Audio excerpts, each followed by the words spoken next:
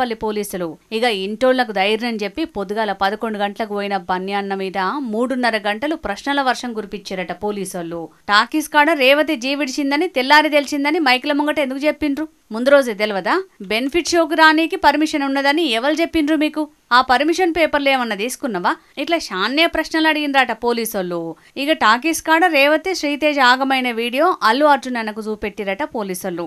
గది చూసి మస్తుగా బాధపడ్డాడట అల్లు అర్జున్ అన్న.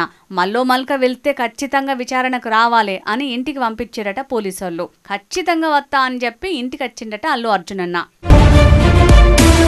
మొన్న ఇంటి మీదకి వచ్చిండు ఓయూజేఎస్సీ వాళ్ళనో లేకపోతే ఏందో గాని ఇవాళనైతే ఇల్లు గాన రాకుండా ఇంటి గేట్ కాడ తెల్లబట్టలు కట్టిండ్రు. అయితే అల్లు అర్జున్ మీద సర్కార్ కచ్చగట్టిందని అనుకొచ్చింది పువ్వు పార్టీ డీకే అరుణక్క. ఇది ఒక పెద్ద రాజకీయ దుమారంలాగా మారిపోయింది ఈ సంఘటన. అది ఇప్పటికైనా ఫుల్ స్టాప్ పెడితే మంచిది. ఆ సంఘటనకు రాష్ట్ర ప్రభుత్వం దీన్ని హరాస్మెంట్ కింద భావించాల్సి వస్తుంది. ప్రభుత్వం చేసినటువంటి తీరు పానంబోవుడు బాధాకరమే గాని రాష్ట్రంలో ఏం లేనట్టు గీ ముచ్చట మీదనే అసెంబ్లీలో మాట్లాడు గిట్ల చేసుడు సర్కార్ తప్పు అని అనుకొచ్చిండు ఈటెల సారు. ఇట్లాంటి వాటి ఇంటెన్షన్ ఉండదు. ఆయన వచ్చినప్పుడే పలానామే ఇట్లా అవుతుందని చెప్పి ఎవరు ఊహించరు కదా. రాద్ధాంతం వాళ్ళు చేస్తున్నారు. ఇలా అందరినీ బెదిరించుకొని ప్రభుత్వానికి 2 విశేష అధికారాలు ఉంటాయి. ఒక అధికారం ఏంటంటే ఎవరినైనా ఎప్పుడైనా జైల్లో పెట్టే అధికారం ఉండొచ్చు ప్రభుత్వానికి. ఎవరి మీదైనా ట్యాక్స్ వేసే అధికారం ఉండొచ్చు.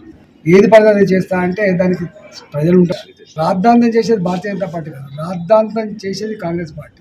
దీని మీద గంటల తరబడి అసెంబ్లీలో ఉపన్యాసాలు ఇచ్చి మొత్తం ఆ వర్గాన్నే ఆ ఇండస్ట్రీనే మొత్తం బోన్లు నిలబెట్టే ప్రయత్నం మంచిది కాదు.